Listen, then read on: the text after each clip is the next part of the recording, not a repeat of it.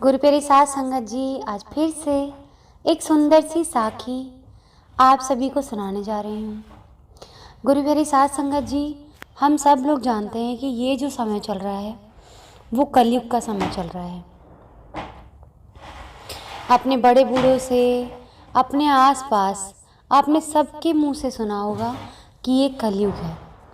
लेकिन क्या आप सब लोग जानते हैं कि किसकी गलती की वजह से कलयुग शुरू हुआ था, या फिर कह सकते हैं कि कलयुग कब से शुरू हुआ था?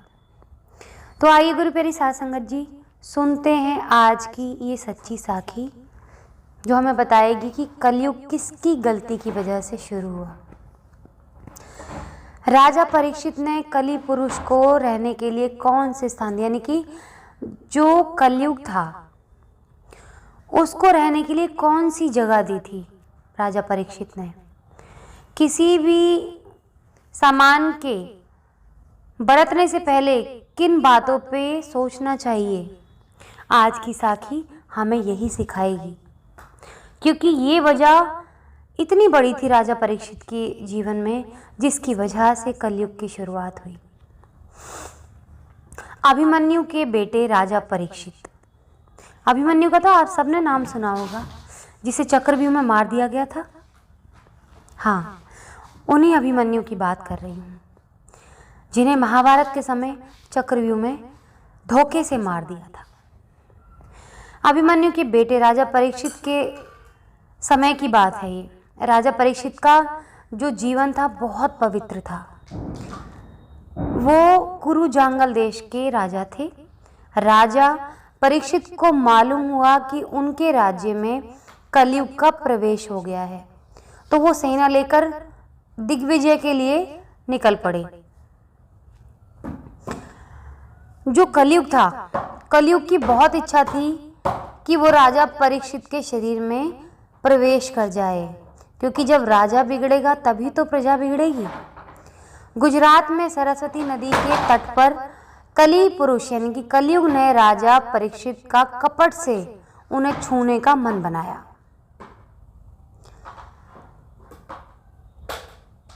उसने माया रची। राजा परीक्षित ने एक जगह पर बड़ी हैरानी वाला दृश्य देखा, यानी कि धर्म रूपी बैल के 3 पैर किसी ने काट दिए हैं और बैल एक पैर पर खड़ा है। उसके पास में उन्हें एक बहुत मरियल सी गाय रूपी धरती मिली। उसके आंखों से आंसू झर रहे थे। बैल नंदी धर्म का स्वरूप है। सतयुग में धर्म के 4 अंग सच, तप, पवित्रता और दया है। सतयुग में चारों तरफ धर्म का बोलबाला था। त्रेता युग में धर्म का पहला पैर और द्वापर में दूसरा पैर और कलयुग में तीसरा पैर भी कट गया। इसका मतलब यह है कि सच, तप और पवित्रता रूपी धर्म के 3 पैर कट चुके हैं। अब कलयुग में सच्चाई, तप और पवित्रता देखना ना के बराबर है।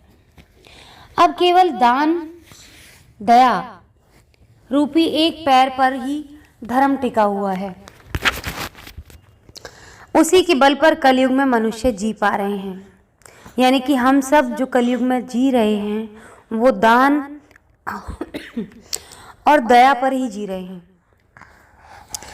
धर्म ने धरती से पूछा, तुम दुखी हो और श्रीहीन क्यों हो ना हो तुम्हें भगवान श्री कृष्ण की याद आ रही है, क्योंकि उन्होंने तुम्हारा भार उतारने के लिए ही तो अवतार लिया था।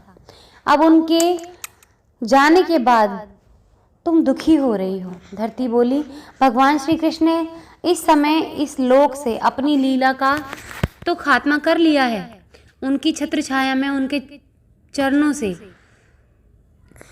जो मेरे को गहने मिले, यानी कि मैं विभूषित हुई, उससे विभूषित होने पर मुझे बहुत वैभव और सौभाग्य प्राप्त हुआ।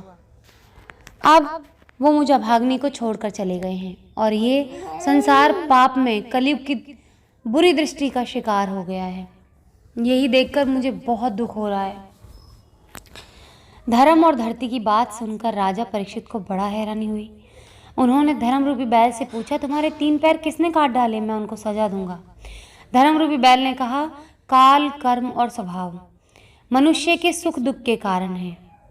कौन सुख देता है और कौन दुख देता है, इसका अभी तक फैसला नहीं हो पाया है। राजा परीक्षित ने देखा कि कलयुग गाय और बैल को डंडे से पीट रहा था, लातों से ठोकर मार रहा था, यानी कि बैल धर्म को और गाय यानी कि धरती को वो लातों से ठोकर मार रहा था। राजा परीक्षित को आश्चर्य हुआ कि मेरे राज्य में गाय और बैल को कौन दुख पहुंचा सकता है। राजा को गौ ब्राह्मण प्रतिपाल कहा जाता है, यानी कि राजा गौ यानी कि गाय, ब्राह्मण और हर इंसान के पालक के रूप में राजा को जाना जाता है। उन्होंने सोचा, जिस राजा के राज्य में दुष्टों के उपद्रव यानी कि बुरे इंसानों के बुरे कर्मों से प्रजा को नुकसान हो रहा है, प्रजा दुखी हो रही है, उस राजा की जो कीर्ति है, इनकी उसकी गुडविल है, उसका नाम है, उसकी आयु, ऐश्वर्य और परलोक नष्ट हो जाते हैं। राजा परीक्षित समझ गए कि ये कलयुगी ही है जो गाय रूपी धरती और बैल रूपी धर्म को नुकसान पहुंचा रहा है। फिर भी उन्होंने उस इंसान से पूछा, क्योंकि उस कलयुग ने एक इंसान का रूप धर रखा था, बड़ा छलिया सा बना हुआ था। उन्होंने पूछा, अरे दुष्ट तुम कौन हो और इन्हें क्यों पीट रहे हो?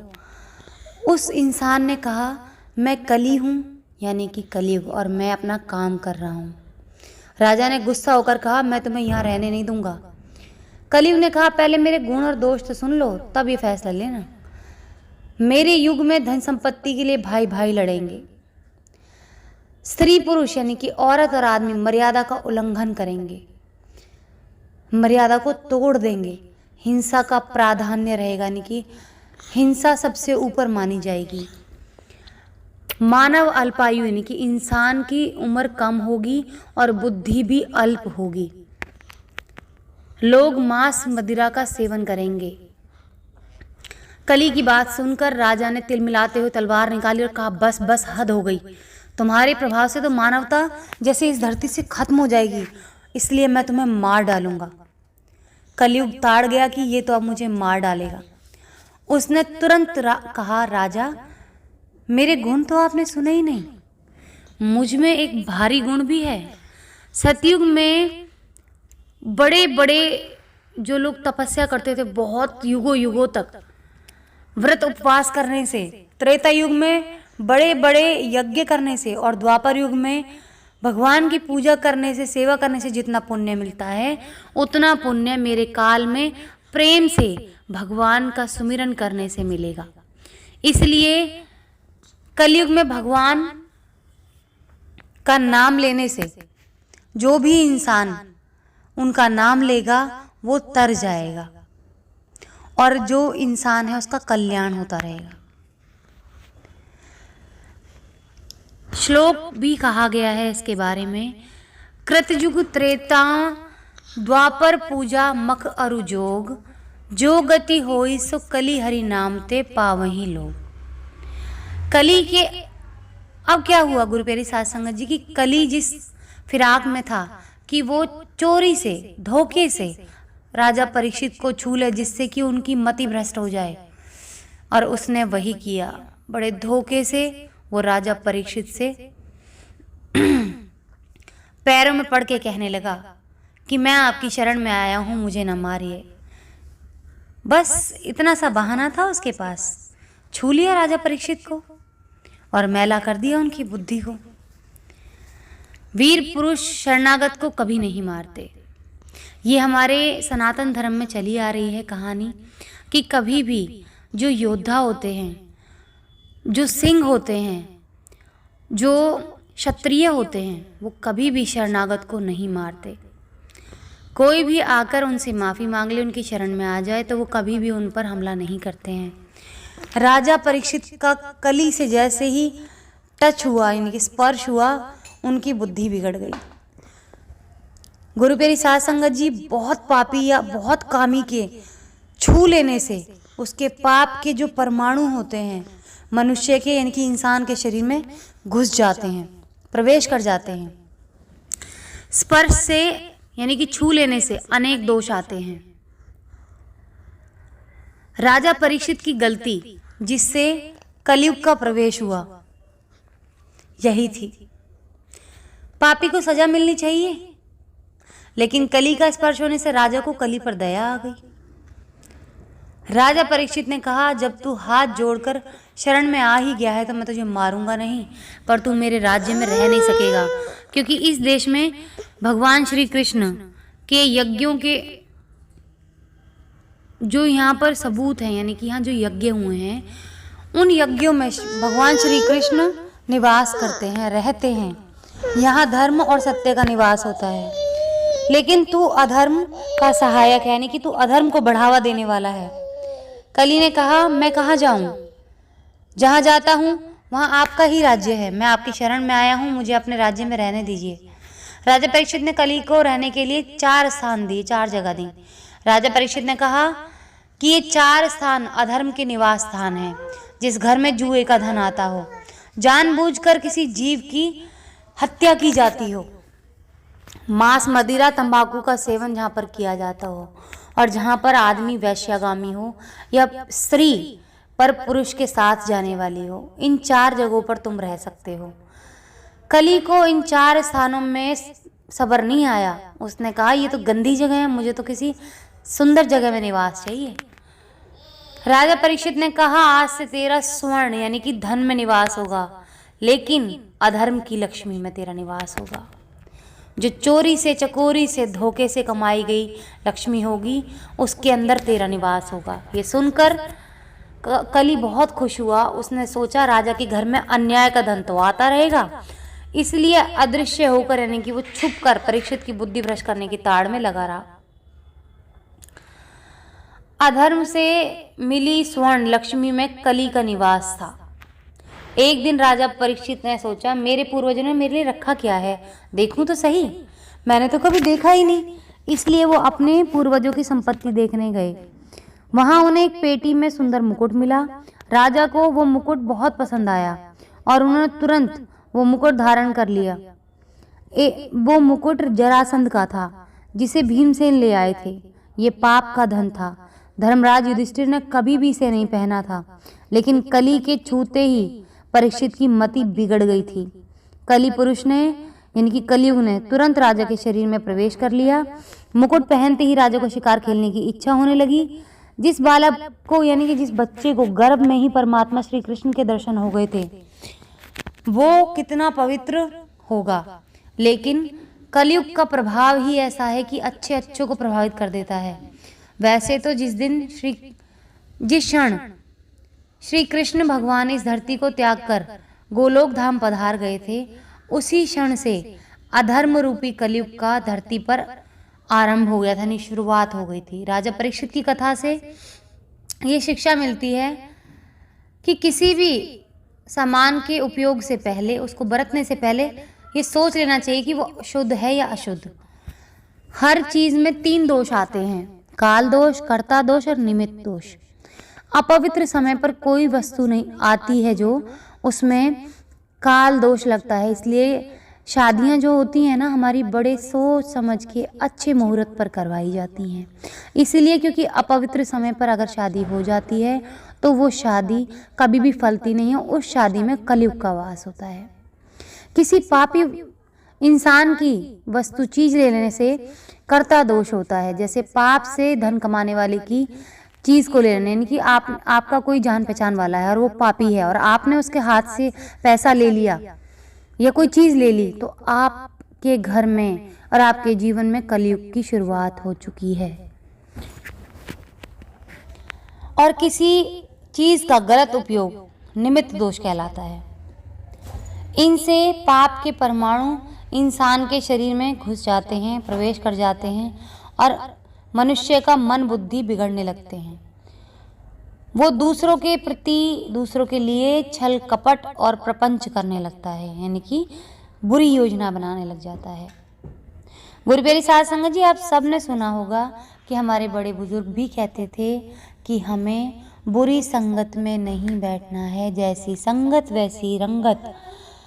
ये इसीलिए कहा जाता है क्योंकि अगर आप बुरे इंसान के साथ बैठ रहे हैं तो उसको छू लेने भर से, उसके साथ बात कर लेने भर से आपके अंदर वो गंदगी प्रवेश कर जाती है।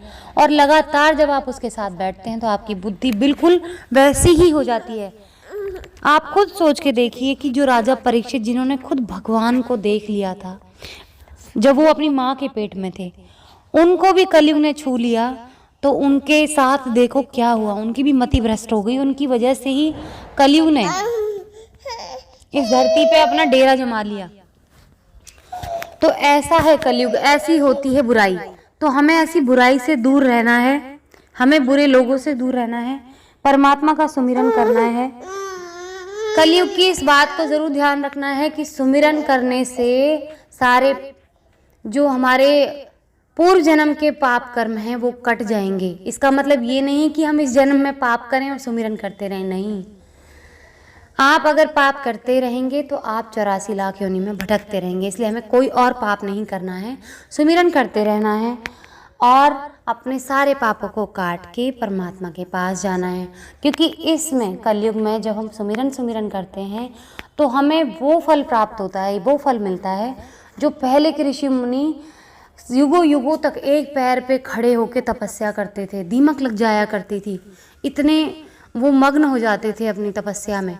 तो इस कलयुग में सिर्फ सुमिरन कर लेने से जब हमें इतना फल प्राप्त हो रहा है तो हम सुमिरन क्यों छोड़ रहे हैं, इतने अनमोल पलों को क्यों बर्बाद कर रहे हैं। हमें ऐसा तो नहीं करना है कि उन ऋषि मुनियों की तरह एक टांग पे खड़े होके भूखे प्यासे रह के और हमें युगों युगों तक तपस्या करनी है। हमें ऐसा तो नहीं करना ना, हमें तो सिर्फ सुमिरन करना। कितना आसान है, फिर भी इंसान बहाने लगाता है कि मेरे पास समय नहीं है। अरे उनसे पूछ कर देखिए, उनकी आप ग्रंथ पढ़ के देखिए, वेदों में उठा के देखिए कि उन्होंने कितने कष्ट झेले हैं परमात्मा को पाने के लिए, कितनी तपस्या की है। युग का मतलब जानते हो, और आप जो समय मिल रहा है उसमें सुमिरन नहीं कर पा रहे हैं। सब कुछ काम करते हुए शर्म आनी चाहिए हम लोगों को कि हम भगवान को ध्यान नहीं कर पाते हैं और इतने मतलब ही हो जाते हैं कि जब अपना मतलब आता है तो भगवान से कहते हैं हे भगवान हमें ये दे दो, हे भगवान हमें ये दे दो। तो ऐसा तो नहीं होता ना। माँ बाप की सेवा नहीं करोगे तो आपको क्या मिलेगा। तो अपने परम पिता परमात्मा की सेवा करते रहें, उन्हें याद करते रहें, सुमिरन करते रहें, ताकि कलयुग हमें अपनी जकड़ में ना बना सके, हम उसकी जकड़ से बाहर रहें।